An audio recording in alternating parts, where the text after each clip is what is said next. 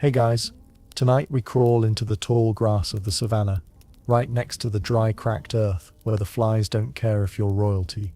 The air is thick with heat and secrets, the kind that whisper through the whiskers of things that stalk, pounce and kill.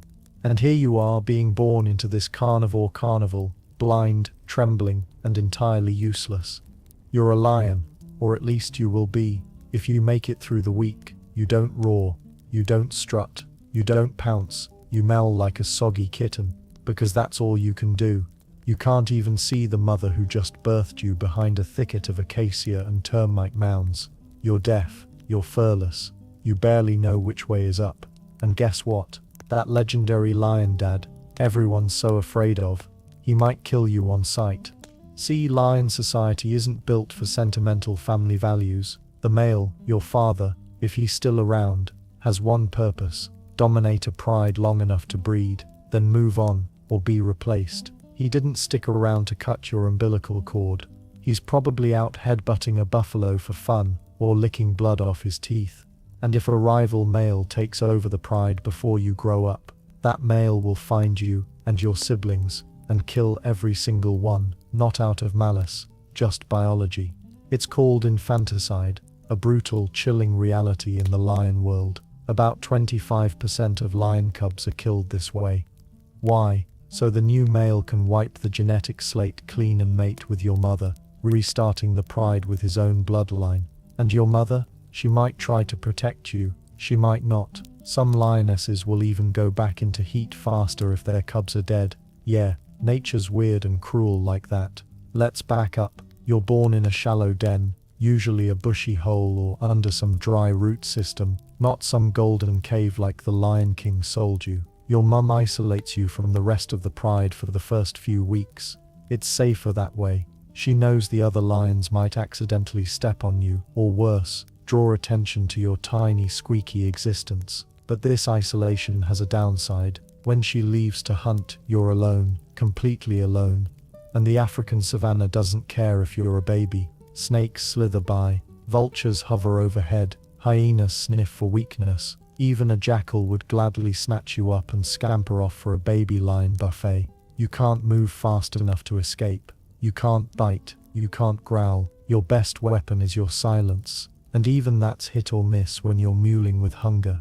One fringe observation from field researchers: cubs sometimes die from overheating before predators even get to them. Just a few hours in the sun, and your little body can fry like an egg on a Nairobi sidewalk. No fan, no shade, no chance. And your mum, she's out there miles away chasing warthogs or zebra on empty stomach fumes. Her body just finished pushing out multiple cubs, and now she's expected to sprint after prey and bring home meat for you. That is, if she catches anything. Now, let's imagine you're lucky, you survive the first few days. Your mum comes back, her face covered in blood, dragging some haunch of antelope. You suckle, eyes still shut, while the scent of raw meat fills the den. Maybe you fall asleep on her belly, but don't get comfortable. Scientists are still debating whether lionesses can distinguish between their own cubs and others by scent alone. That's not great news for you. If your mum is displaced, or a different lioness finds you first, there's no guarantee she'll feed you, or even tolerate you. Also, lion litters aren't small. You might have 2 or 3 siblings, each one as weak and desperate as you. There's only so much milk. The strongest get the most. The weakest, well, they get trampled during feeding time. This is survival of the fittest, but with blind toddlers and no referees. You wiggle, you nudge, you cry. And if you're not aggressive enough, your stronger sibling just shoves you aside and hogs the teat. They grow stronger, you grow hungrier.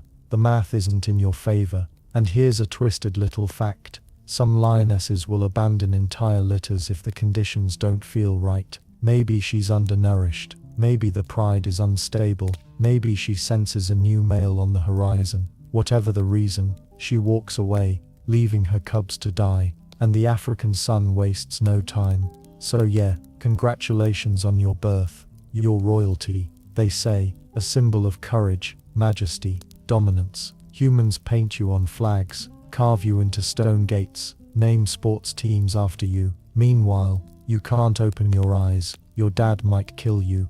Your siblings might starve you, and your mother might leave you. Try to sleep through that.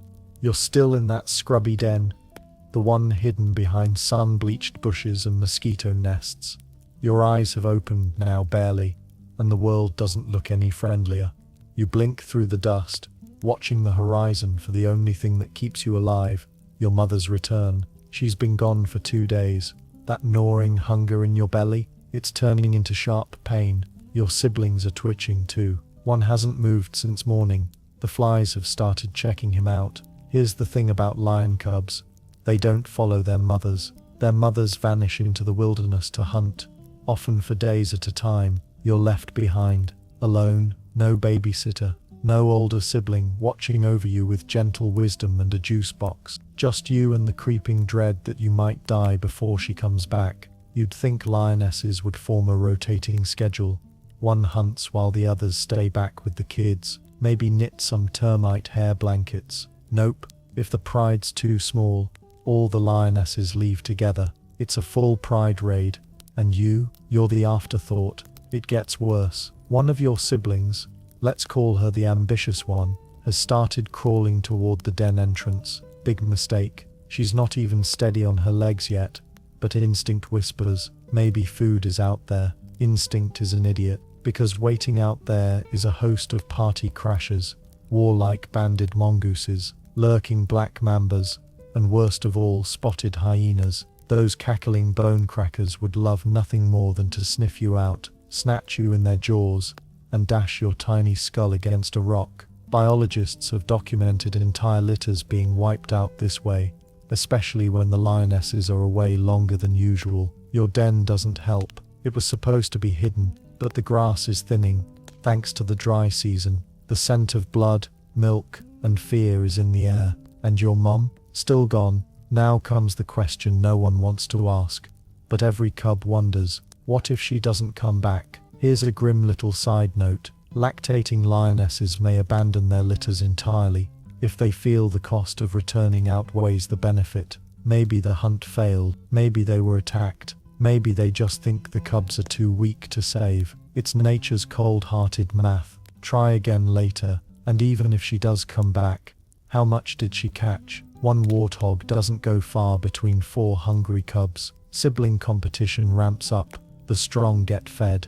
The weak whimper in the corner, their bodies too drained to fight for a nipple. Let's talk about a quirky little survival trick though. It turns out lion cubs are born with spotted coats, almost cheetah-like. These faded camo dots help them blend in with the sun-dappled underbrush during those vulnerable weeks. Cute, right? But not enough, because even with camouflage, your scent is a traitor, and the African ecosystem has insanely sensitive noses. From jackals to monitor lizards, everyone can find you if they're motivated. And while you're sniffling for milk, the real enemy could already be moving in. Not a predator, not the heat, another lioness. See if your mother dies during a hunt or gets injured, her rank in the pride can collapse instantly. And when a new lioness takes over the pride's female hierarchy, guess what she might do? Kill the cubs. It's not just males who perform infanticide. Intragroup female aggression is an underreported lion drama,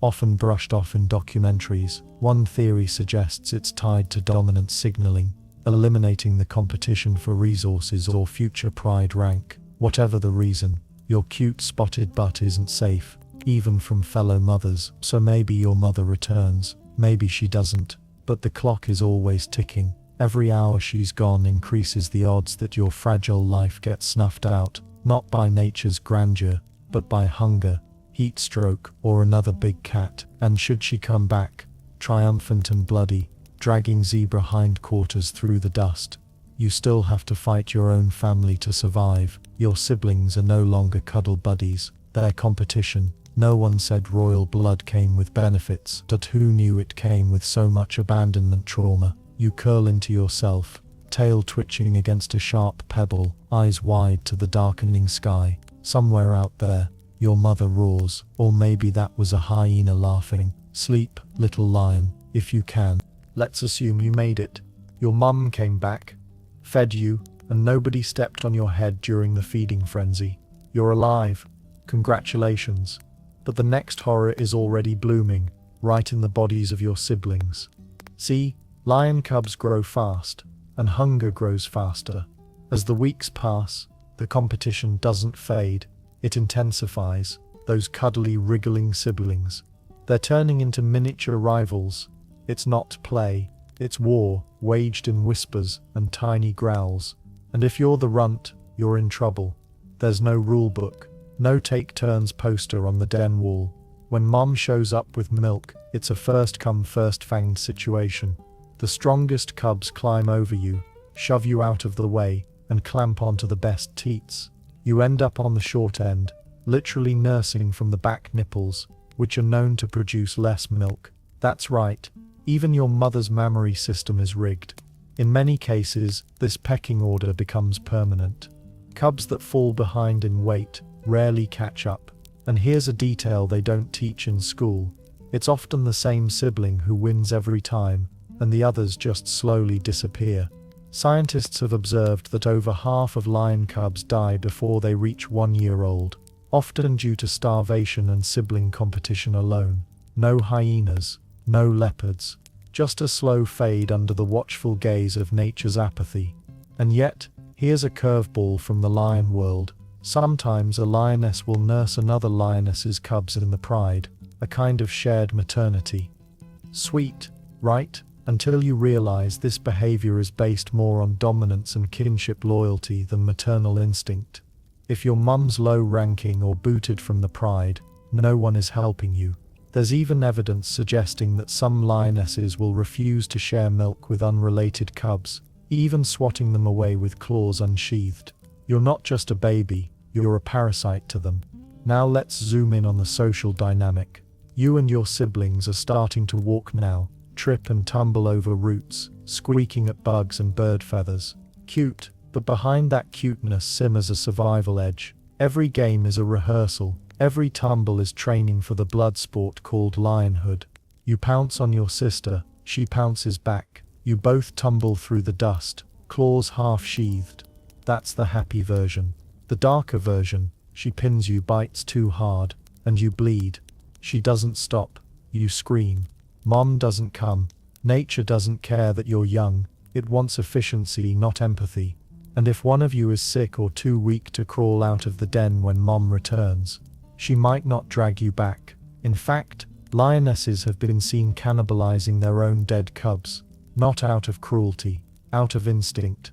Better to regain some of that lost energy than let it rot. Let's take a scholarly detour. There's an ongoing debate about whether lions experience grief in the same way elephants or dolphins might. Some researchers claim lionesses do mourn their cubs, licking their bodies, nudging them for hours. Others argue that these behaviors are just part of checking for signs of life or understanding death. Either way, it's not a funeral, it's a moment. And then it's back to survival. If you survive this period, and that's a big if, you might finally be introduced to the pride. Around 6 to 8 weeks, your mother might guide you to the group, tail flicking like a metronome. You trot behind, belly low, ears twitching. You're not sure if you're walking into a welcome party or a courtroom, because here's the kicker. The pride is not a guaranteed safe space. If a male lion doesn't recognize you, or worse if he's not your father, he might test you, growl, swat, sniff, decide, and then you either stay or you disappear. Lion society is matriarchal in structure, but often ruled by the temperament of males who come and go. These dominant males rotate through prides like temporary kings with short fuses. Your entire existence could hinge on the fact that your mum timed her mating correctly, or not. One slip up in the paternity calendar, and you're toast. One fringe tidbit. Some cubs have been documented sneaking food from carcasses when the pride isn't looking, like little thieves in the night, but get caught by an adult who's not your mom, and you're fair game. Punishment ranges from a growl to a full-body slam. By now, if you've kept your wits and avoided being trampled, starved, forgotten or mauled, you're doing better than most. But don't let that go to your head, because your world isn't getting safer. It's about to get much, much bloodier. So now you're walking. Wobbly, sure, but those legs finally obey commands from your tiny lion brain. You totter beside your mother, trying to mimic her grace. She, of course, is not impressed. She doesn't look back. She expects you to keep up or get left behind. Welcome to Lion Childhood, a boot camp disguised as a nature documentary. You're now part of the pride's rhythm, but don't let the word pride fool you. This isn't a warm village of mentors and hugs. It's a loose alliance of tolerance. The adult lionesses tolerate you because you're one of theirs. Probably the males. They barely notice, unless they're hungry, or irritable, or bored. And when food shows up, you wait your turn. Let's say your mom and her sisters bring down a wildebeest. Great.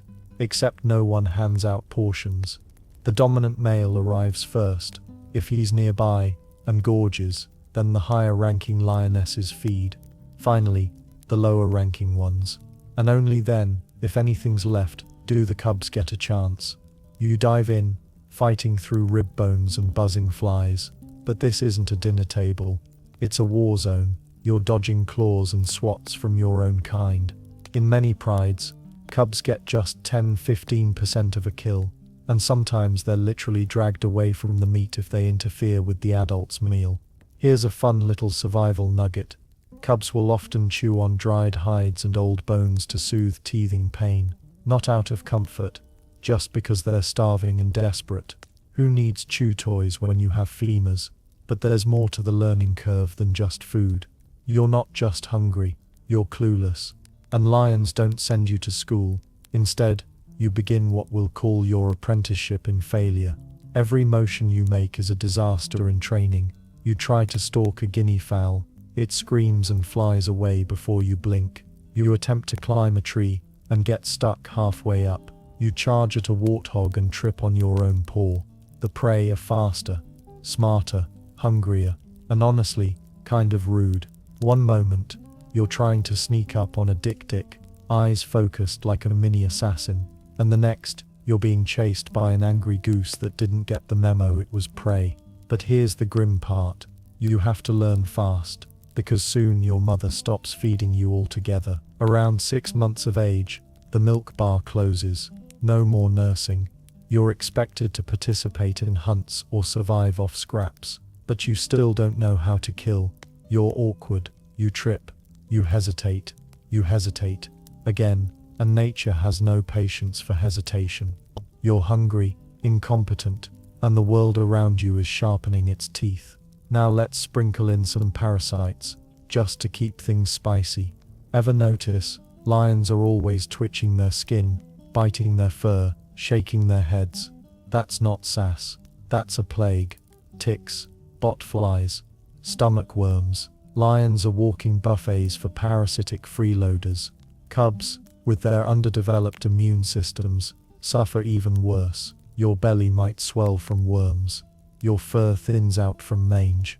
You scratch until you bleed. And if that wasn't itchy enough, flies lay eggs in the open wounds. That's right, your first lesson in the cycle of life. You are meat, even when you're still breathing. One fringe discovery. Cubs have been seen rubbing their faces in ant colonies, possibly as a primitive attempt to soothe skin or shake off parasites. Nature's pharmacy is desperate, and not particularly sanitary, so you press on. You grow, slowly. Each day you survive, your body hardens, your instincts sharpen. But your childhood isn't joy, it's attrition. There's a reason biologists call the cub stage in lions a high mortality filter. You don't get to keep your innocence, you have to trade it for teeth. And sometimes, just sometimes, when you're curled next to your mother under a crescent moon, stomach full for once and body twitching from sleep dreams of hunting birds, you might feel safe, but it won't last. Nothing does, because out there, something always wants to eat you or replace you. Now that you're officially part of the gang, let's talk about the most charming tradition in lion society, the male kill rule. And no, that's not some edgy video game term, it's your death sentence. You're just starting to explore. You know your mother's scent. You've memorized the sounds of the savannah. You've even chased a beetle. Life, while still fairly miserable, is finally stabilizing. And then, out of nowhere, he arrives, a big, bristling stranger. A male lion with a face like a war drum and a mane that glows like dying fire under the sun. He's not your dad. He's worse. He's the new king, and you're not part of his vision board. See, when dominant males get overthrown, which happens every 2-3 years on average in the wild, the newcomers don't do welcome tours. They kill all the cubs. All of them. Yours. Your siblings. Even that annoying cousin from the other lioness, who always hogged the fresh bones. Gone. Why? Because evolution made male lions impatient. They don't want to spend the next year feeding and protecting someone else's genes. They want to mate now, and lionesses don't go into heat while they're still nursing. So, remove the cubs. Boom. The females cycle back into fertility. Efficiency, yes. Morality, no. You've heard of hostile takeovers in business. This is the wildlife version, and you're the redundancy on the chopping block. Approximately 80% of lion cubs die before age 2, and male takeovers are a huge contributor to that. Some prides lose entire generations in a single week, and it happens fast. Roars in the distance, dust kicking up, the old male limping away, and then silence, until it isn't. The new male doesn't ask questions. He follows the scent trail to the cubs. He growls, low and ancient. And then, if your mom is brave, she fights. But most often she flees, trying to save herself. Because even if she loses you, she can breed again. That's the grim logic of survival. Some lionesses do try to hide their cubs during a takeover. It works, sometimes. Others use trickery, trying to mate with the new male while secretly nursing, a dangerous dance of deceit. But it's not always the new male you need to worry about. If your own father is old, wounded, or too stressed, he might turn on you too. Infanticide by the resident male, while less common, has been observed, especially under pressure, food scarcity, or shifting group dynamics. Loyalty, that's a human thing. Now, let's drop in a fringe behavior. Some lionesses have been recorded, forming temporary coalitions to defend cubs, swarming the attacking male. It's rare, it's desperate, it's sometimes fatal, but when it works, it's poetry, roaring, swiping, swirling fury that tells him not today. Scientists still debate whether lionesses can recognize the cubs of their pride mates, or whether they defend out of kinship, or just because the fight spills into their space. But for you, the result is the same. You either have allies, or you don't. So let's say you survived the coup. You escaped. Your mom dragged you to a thicket. You lived off bones and beetle juice for a week, while the world burned, and finally, when it was quiet, she slinked back into the pride alone. You're not welcome anymore. The new male lets her stay. She submits. She mates. And you're forgotten. Banished. By biology and betrayal. In rare cases, a cub may be raised by an outsider female, or wander close enough to another pride to sneak in, but that's a lottery of scent, timing and desperation. Most cubs caught in this crossfire simply vanish from the landscape, like a whisper the grass chooses not to repeat. So no, being born a lion doesn't guarantee survival. You're a pawn in a pride chess match, and the rules change every time the wind shifts, and the wind is always shifting. Now let's talk about the biggest mystery of lion life. Your father, or rather who, because even if you weren't murdered during the last takeover, there's a good chance you have no clue who dad is, and he's certainly not attending your school plays. Lion fathers are enigmatic figures in your life. They might lounge a few meters away, watching you through half-lidded eyes, while flies crawl across their noses. But make no mistake, he's not there to play fetch. He's there to protect his rights, and remind everyone he could kill you if he wanted. Let's zoom out in the wild.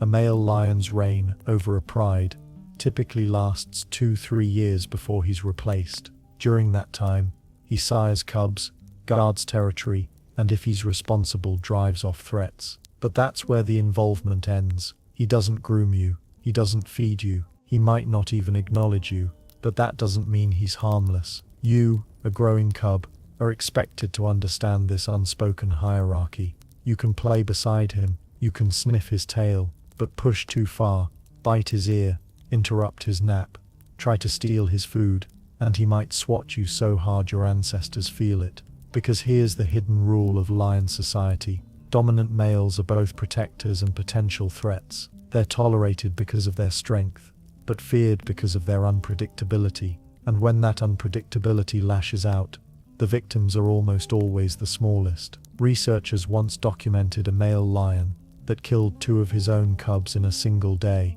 not during a takeover, not under threat, just during a food dispute. One moment he was feeding, the next, the cubs were too close. He didn't growl, he didn't warn, he just turned and snapped. So when you're near him, you tread lightly, you learn his rhythms, you mimic the older cubs, and if you're smart, you wait until he's asleep before you sneak a bite of the carcass. But here's the tragic irony. For all this menace, a strong, stable male lion is also your best shot at survival. If he's healthy and dominant, he'll keep other males away. He'll patrol the pride's boundaries, roaring deep into the night, like a thunderstorm with fangs. That roar isn't just bravado, it's audible up to 5 miles away, a declaration of ownership over territory and pride. And when hyenas push in too close, he charges. Hyenas, your eternal enemies. We'll get to them later. For now, just know that when they arrive in packs of 10, 20 or 30,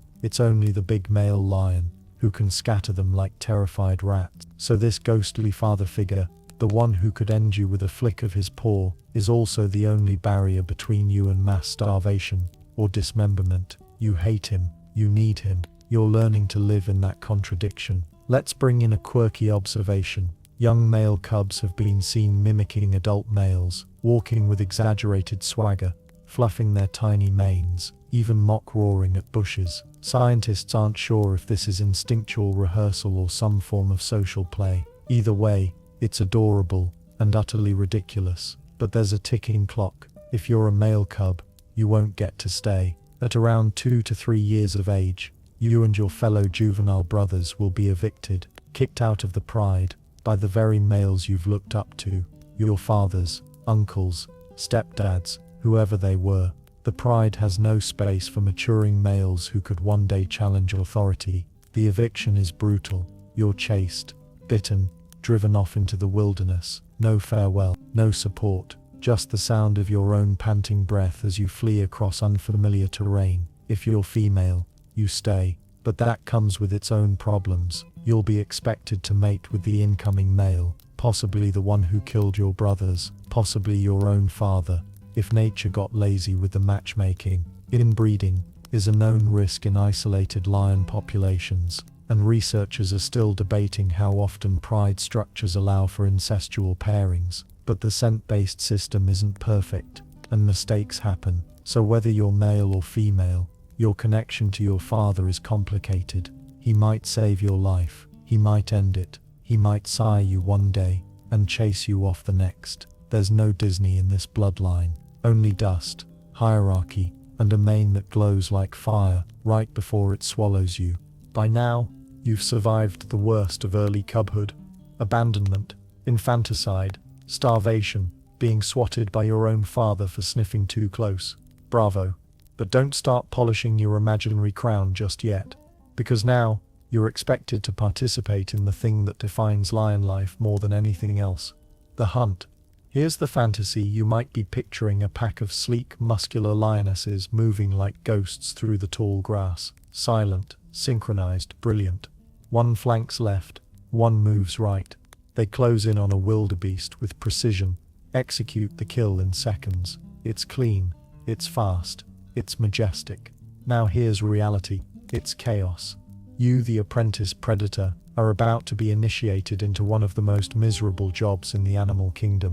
Because for lions, every hunt is a gamble, and most of the time they lose.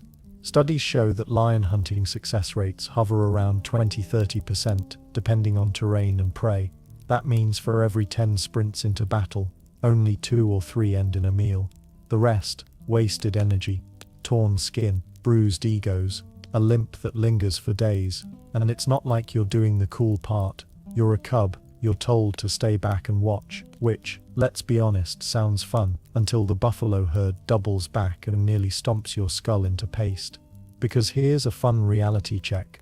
Prey animals know how lions hunt, wildebeest, zebra, warthogs. They've evolved alongside you. They know the signs, the slow creep in the grass, the tail flick, the twitch of the ear. And when they run, they don't just flee.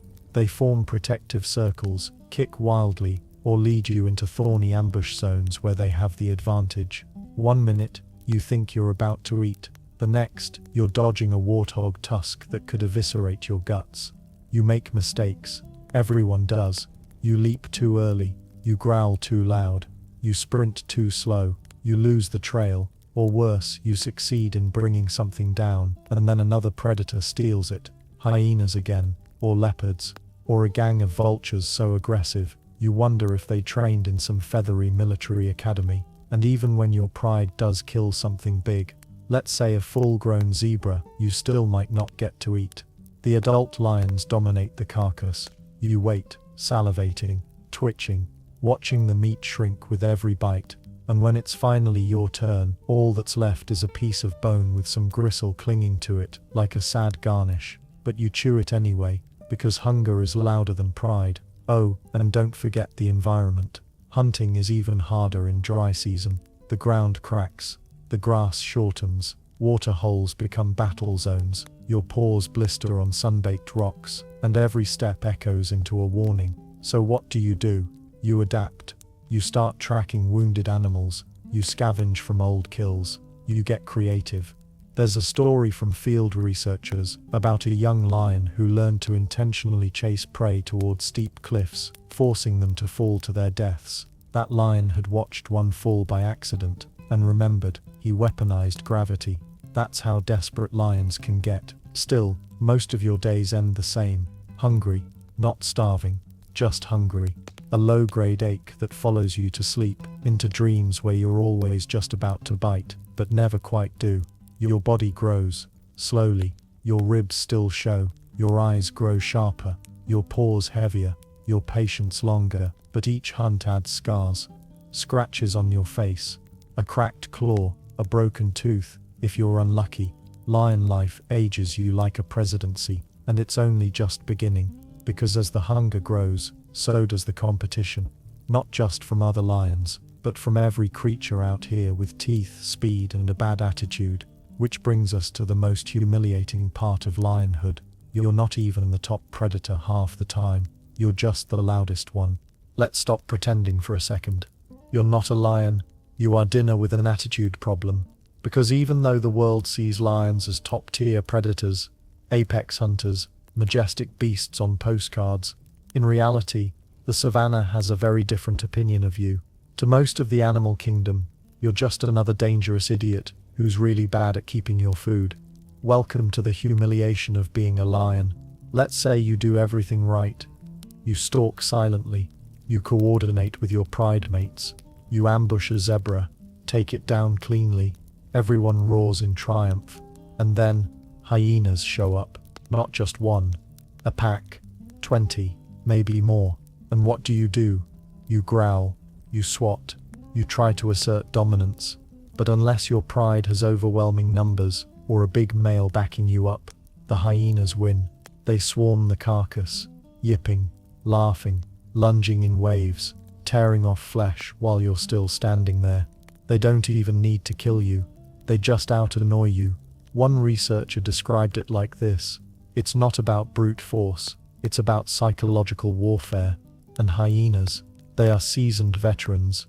They've evolved to bully lions out of their own kills.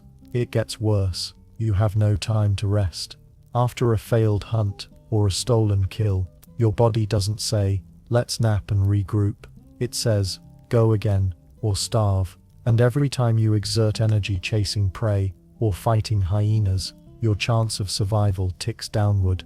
Now let's talk about parasites again. Because apparently nature wasn't finished punishing you for being born impressive. Ticks infest the soft skin behind your ears. Lice cling to the base of your tail.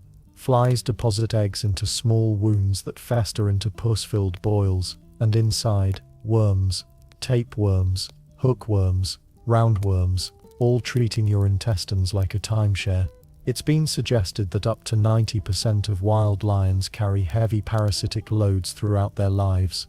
So when you see a lion panting under a tree in the midday heat, it's not just sun fatigue, it's a body barely holding it together, while bugs throw a rave inside. And don't even get started on fleas. One particularly nasty species, the Tunga penetrans, literally burrows into skin. You walk around with passengers, not metaphorically, literally. Let's drop in a lesser-known detail. Some lions have been observed eating dirt or bark, possibly to ease digestive distress from parasites, or to make themselves vomit, a royal detox, courtesy of desperation. So not only are you failing to eat most days, when you do eat, a percentage of your meal is feeding your parasites. It's like a tax system, but itchier. And here comes the ultimate betrayal, the mane. If you're a male, congratulations. Nature has given you a built-in symbol of strength and power that doubles as a thermal death trap. Your mane doesn't just make you hotter in a mating sense, it makes you physically hotter. Studies show that males with darker, fuller manes have higher testosterone, but also suffer from higher body temperatures, increased parasite loads, and even reduced sperm quality during heat waves. So yes, your glorious fluff impresses the ladies, but might also kill you by heat stroke or infertility. It's like showing up to a boxing match in a fur coat, because you want to look intimidating, and predators aren't your only problem anymore. Because even your own pride starts turning on you when food is scarce. Lionesses fight over scraps, cubs fight over milk, subadults sneak away to feed alone, or risk punishment. You're part of a family only when resources are abundant, otherwise, you're competition. So you start doing the unthinkable. You steal from leopards, you dig into hippo carcasses already rotting in the sun, you chase jackals away from bone piles, you chew on elephant dung looking for undigested bits of vegetation. You become a scavenger masquerading as royalty. And in that you learn the truth. Being born a lion doesn't guarantee you a crown, it guarantees you a fight. Every single day. By now, your body has grown heavier. Your jaw, stronger. Your paws, larger than your head once was. You're not a cub anymore. You're a lion, in full form. And yet, you're still not safe. You're just differently endangered. Because now, if you're a male, your mane has started to bloom. That glorious, shaggy halo of fur is not just an accessory, it's a target. Other lions see it. They assess its color, thickness, and spread. A darker, fuller mane signals higher testosterone, strength, dominance. But it also slows you down, makes you overheat, and draws attention like a neon punch-me sign in the open savannah. It's a tragic design. The more impressive your mane, the more enemies you attract. Not just other lions, but every predator, parasite, and heatwave with a grudge. Your majestic look is a liability. That's right, your hair is killing you. Let's zoom in on this mane drama. In warmer climates like the Tasabo region of Kenya, lions actually evolved to have smaller or nearly invisible manes. Why? Because the heat is relentless, and dragging a scarf made of fur around your neck all day isn't exactly a winning survival strategy. And yet, females in cooler regions still prefer males with thick manes. So if you want to mate, you better look like you've swallowed a hairbrush. Even if it gives you a heat stroke, it's like wearing a tuxedo to a marathon, because that's the only way to get a date. Meanwhile, your daily life is now all about maintaining dominance. You can't relax. Other males are watching you, testing you. Maybe they're brothers, maybe strangers, maybe your own sons who've grown up enough to challenge you. Doesn't matter. Every sunrise could be the beginning of your downfall. That roar you once thought was cool, it's now mandatory. You have to roar to mark territory, to warn intruders, to reassure your pride you're still the alpha. And guess what? Roaring costs calories. You literally burn energy to keep up appearances. Skip a roar, and the jackals start whispering that you've gone soft. Then come the fights. If you're lucky, most challenges are just bluffing, growls, circling, a few swipes. But sometimes, it's the real thing. Teeth clashing, blood spraying, dust rising. The winner takes everything. The loser walks away, if he's still breathing. Broken canines, torn scrotums, clawed-out eyes. These aren't exaggerations. They're documented injuries in wild male lions after serious fights.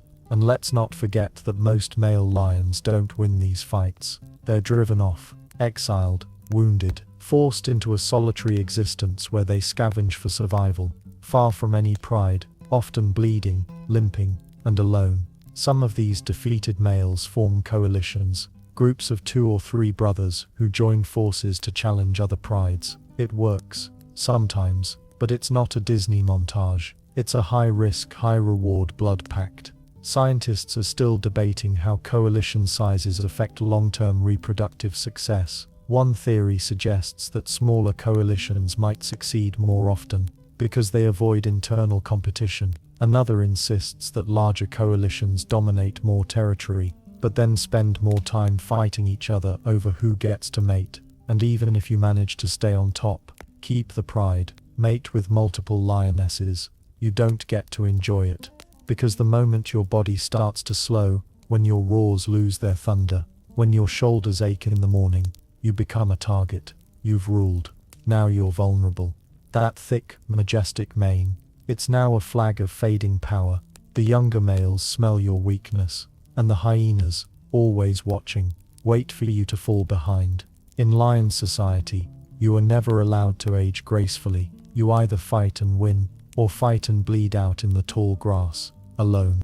Let's talk about the ladies now.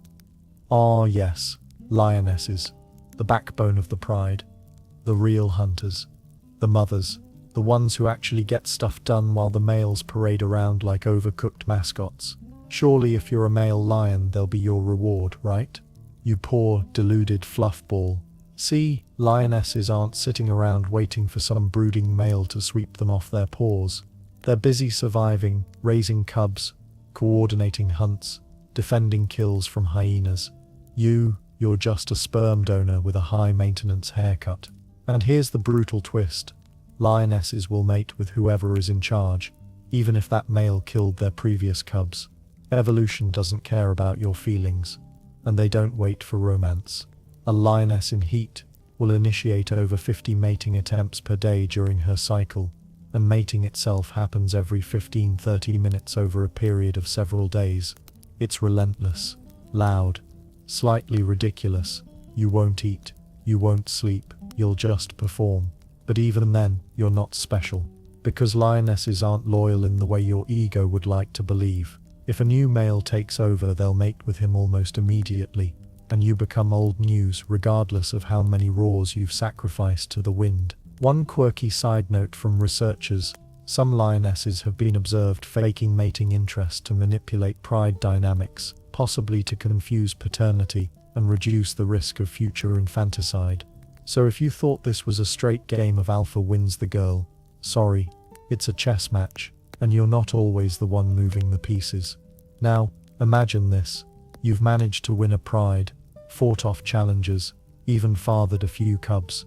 You're on top, literally. But your lionesses, they don't need you beyond protection and reproduction. They do all the hunting, they raise the cubs, they maintain the social fabric. You nap 20 hours a day, occasionally patrol territory, and hope your testicles don't get bitten off during the next male challenge. And when things get tense, don't expect gratitude. Lionesses have been known to attack dominant males, especially when defending their cubs or a fresh kill. You might be king, but your queens carry knives. There's also the matter of alliances. Lionesses within the same pride form tight social bonds. They groom each other, raise each other's cubs, and coordinate hunts with military precision. You, dear male, are not part of that circle. You're an outsider in your own kingdom. And if you're a lioness, your life isn't exactly a field of daisies either. You face pressure from every angle. You're expected to hunt daily, even while nursing. You risk your life defending cubs, and when a new male arrives, you may be forced to mate with him right after he murders your children. Some lionesses resist. They fight, hide their cubs, delay mating. Others don't, because survival sometimes means surrender. Scientists still debate whether lionesses experience grief the same way humans do, but they certainly exhibit protective behaviors that suggest emotional depth, grooming dead cubs, staying with their bodies, pacing restlessly after a loss. It's not weakness, it's witness. So here you are, whether male or female, part of a complex, brutal, and emotionally unhinged dance of dominance, death, and reproduction. You thought being a lion meant freedom, power, respect. Turns out it mostly means compromise, exhaustion, and occasionally a bite to the face from someone who technically shares your DNA. You've fought for food, you've dodged death, you've faked your way through parenting, and avoided being eaten by your own babysitter. Well done. But now it's time to meet your true nemesis, the thing that stalks your sleep, mocks your failures, and haunts your every meal. Hyenas. Let's set the record straight. The whole lion versus hyena rivalry isn't just nature's version of a Twitter feud. It's real, it's vicious, and it starts early. You grow up hearing them laugh at night, those unholy giggles rising over the dry plains like the soundtrack of insanity. But that laugh, it's not comedy, it's coordination. Hyenas have a social structure as complex as primates, with matriarchs, alliances, and tactics. You think you're the king? They're the mafia. You might be stronger one-on-one, but they've got numbers, strategy, jaw pressure, strong enough to crack elephant bones, and the audacity to roll into a lion kill like they own the place. You'll be chewing on a zebra's leg, feeling mildly victorious, and suddenly, hyenas, 10 of them, then 15, then 30. They form a loose semicircle, yipping, growling, darting forward just enough to test your patience. You snarl, you puff your mane, you lunge. They retreat a few inches, then come back, over and over, like a glitch in the matrix designed to wear you down. And here's the part that really grinds your bones. If they think they can take you down, they absolutely will, even if you're alive and kicking, especially if you're old or injured. They don't wait for nature to finish you off. They help. There are dozens of recorded cases of hyenas mobbing and killing adult lions, especially when the lions are alone or wounded. They swarm, bite, drag you down, go for the spine, and unlike lions, they don't care about a clean kill. They eat you while you're screaming. One fringe observation: hyenas have been seen mimicking lion calls to confuse younger lions and lure them away from protection. Whether it's mimicry or just eerie coincidence is still debated, but either way, it works. And it's not just about food, it's personal. Your pride might kill hyena cubs when they find them. Hyenas retaliate. They snatch your cubs when the lionesses are away. It's generational warfare, a cycle of revenge painted in dust and blood. You start to recognize the top hyenas by face, just like they recognize you. That scarred matriarch with the missing ear. She's stolen 3 of your meals. That sneaky male with the limp. He ambushed your sibling once. You carry grudges like scars, and don't expect a fair fight. Lions brawl. Hyenas coordinate. One distracts you from the front, while another goes for your haunch. A third pulls at the kill. A fourth nips your tail. It's a dance, and you're not leading. Researchers still argue whether lions or hyenas are more intelligent socially. Lions rely on brute strength and size. Hyenas rely on endurance, communication, and sheer goal. But here's something worse. Even when you win, you don't win. Let's say you roar, lunge, and finally chase them off. Your kill is half gone. Your energy is spent. And by the time you turn back to eat, the vultures have arrived. Dozens of them, flapping like demon flags, ripping into what's left. You stare at the shredded zebra and realize you've burned more calories than you gained. Being a lion means being constantly robbed, outnumbered, mocked, outmaneuvered, and always, always out of breath. You thought hyenas were beneath you. They're over you, around you, inside your head, and one day possibly inside your ribcage. Sleep tight, Simba. Let's say you've outlasted your enemies. You're not a cub anymore. You've learned how to hunt. You've brawled with hyenas. You've even held a pride together through sheer force and the occasional strategic roar. You've done it.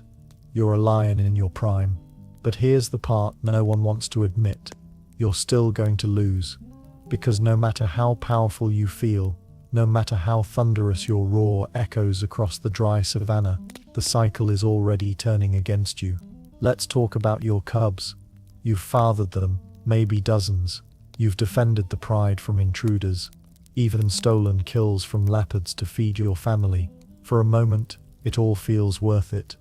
The legacy, the bloodline, the illusion of safety. But deep down you know the truth. They'll suffer everything you did. Every single cub is born into the same nightmare you crawled out of. Blind, vulnerable, on a ticking clock. A takeover will come. Hyenas will come. Hunger will come. And you can't protect them forever. Worse, you might be the reason they die. If you're deposed by younger males, your own sons perhaps, they'll kill your cubs to reset the cycle. Just like you once did. The torch isn't passed. It's ripped from your jaws. That's how your legacy ends. You see it happen. A lioness wails over her cub's body. Another hides in the bushes, nursing what's left of the litter. You roam the outskirts now, no longer welcome at the carcass, limping from that last fight, wondering how it all unraveled so fast. Here's a brutal statistic. Male lions only control a pride for 2-3 years on average. That's it. After years of struggle and battle, your rule is shorter than most high school relationships. And the fall, it's not dignified. One fringe behavior researchers have noted. Aging males will sometimes trail nearby prides they once ruled, staying just close enough to feed on leftovers, or catch a glimpse of their offspring. A ghost in the grass, still breathing, no longer feared. Lionesses move on. New males arrive. Your cubs learn to forget your scent. That powerful roar you once thundered across the plains, it now sounds more like a cough wrapped in dust. And if you're a lioness, the pain is no less cruel. You raise your cubs with patience. You nurse them, defend them, teach them to stalk grasshoppers and avoid crocodiles. You watch them grow, and then you watch them die. You don't get to keep them, not most of them, because statistically, only about 1 in 8 lion cubs make it to adulthood. You know the odds, but you try anyway. That's motherhood in the wild, and you'll do it again, because what choice do you have? There's no retirement in lion life, no cozy twilight years. You fight, bleed, and raise what you can, until nature reclaims your body, your place, and your name. You don't get to grow old, you just get outlasted. Now the heat clings to your bones. Your steps are slower, heavier. You don't stalk prey anymore. You shuffle after it. You feel it in your joints, in your breathing. You were once the thunder across the plains. Now, you're just a shadow of a roar. Old age in lionhood isn't noble. It's not majestic. It's not Mufasa on a rock at sunrise. It's cracked paws, rotting teeth, and flies that won't leave you alone even after you stop swatting. You find yourself on the outskirts of your old territory. The pride no longer follows you. You hear them roar in the distance. But it's not for you anymore. There's a new male now. Younger, shinier, fewer scars, more roars per minute. Your last serious fight, it didn't go well. You limped away leaking blood and pride. Your eye still won't open right. Your back leg stiffens at night. You're out. No retirement party. No final farewell feast. Just exile. And now you live like the thing you once disdained. A rogue. You steal what you can. You track vultures overhead and hope what they've found is soft enough to chew. You lurk in the shadows of other predators' kills, praying they're too full to notice you creeping in for the scraps. You've seen leopards now. Small, nimble, arrogant things. You once drove them up trees just for fun. Now, you avoid them. Even they can outclimb and outrun you. One fringe observation from field cameras. Aging male lions have been spotted mimicking injured animals to lure scavengers closer, a behavior previously assumed to be exclusive to other predator types. Desperation breeds creativity, but most days there's no trick, just stillness. Watching the wind move through grass you no longer chase prey through. And it's not just starvation that stalks you now. It's the heat. Your once glorious mane becomes a liability in the worst way. Older lions suffer more from dehydration and heat exhaustion, especially in a changing climate where dry seasons stretch longer, water holes shrink faster, and shade vanishes. You pant constantly. You can't cool down.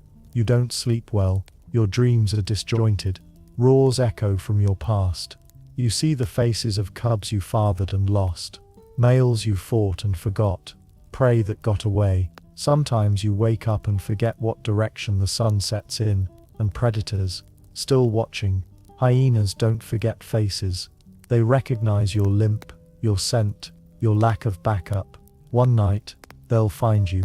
Not to challenge, not to chase, just to wait. They'll circle, they'll laugh, they'll taste.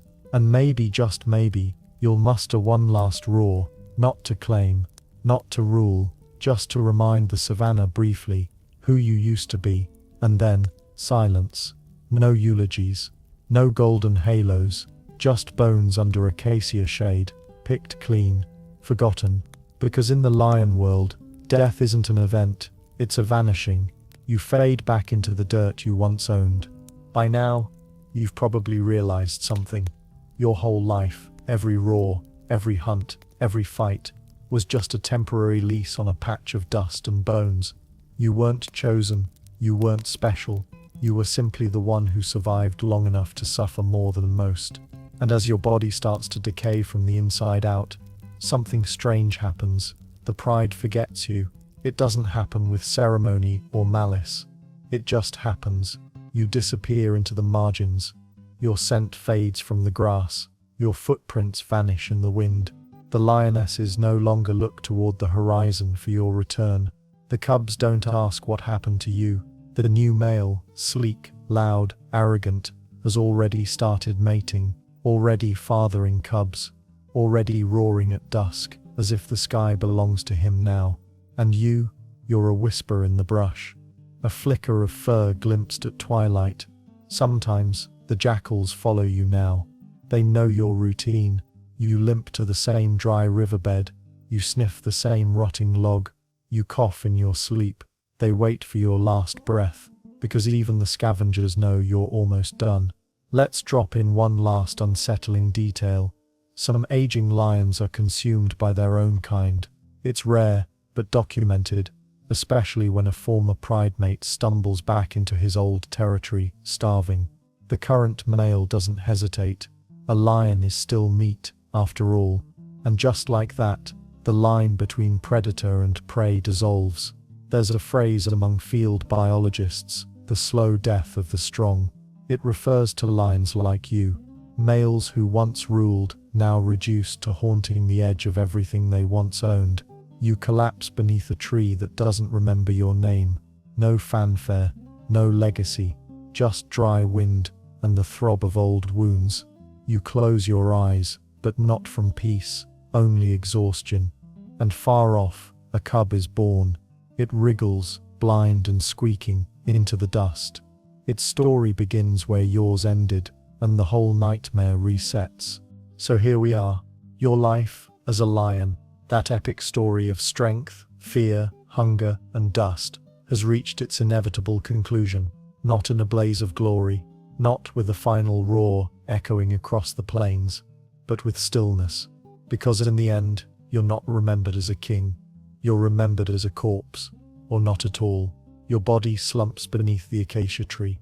The flies get there first, then the beetles. The bones bleach in the sun. In a few days, there's nothing left but a jawbone and a patch of flattened grass. The pride has already moved on.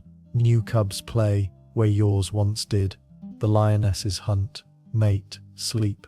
The new male struts like he invented the sun. No one mentions your name because lions don't leave tombstones, they leave teeth. And somewhere, a young cub, your great-grandcub, maybe, is beginning their own terrible journey, wriggling blind, competing for milk, waiting for a mother to return, afraid of being eaten before they're even remembered.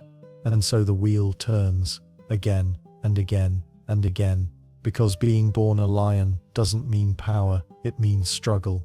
You are a machine of violence, a canvas of scars, a throne of fleas. You are royalty, yes, but you are also vulnerable, lonely, and disposable. And if someone ever told you lions are lucky, they lied. You don't get a happy ending. You just get the savannah. You just get eaten, eventually. And now, the dust settles. The sun melts gently into the horizon. The sounds of the savannah fade. No roars, no laughter, just the soft rustle of wind through brittle grass. Your breathing slows. Your mind releases its grip on the chase, the pain, the fight. You've walked this hard, golden land your whole life. From the helpless shivers of a newborn cub to the silent retreat of an aging shadow. You've known hunger deeper than bone. You've slept beside killers. You've watched your children fall to the same cycle you once survived. But for now, nothing hunts, nothing moves. You are still. The insects hum, not in menace, but in rhythm. The earth cools beneath you. The scars on your skin have stopped aching. The stars above arrive slowly. First one, then a dozen, then 1,000, and you begin to forget what it ever felt like to roar. Out here, no one wins. No one rules forever. Even the king bows to the grass in the end. And yet, even in the harshest corners of the animal kingdom, there is something beautiful in the repetition, in the struggle, in the quiet finality of it all. So sleep now. You've earned the rest, even if the world won't remember your name. Just the wind, the earth, and the silence where your story once lived.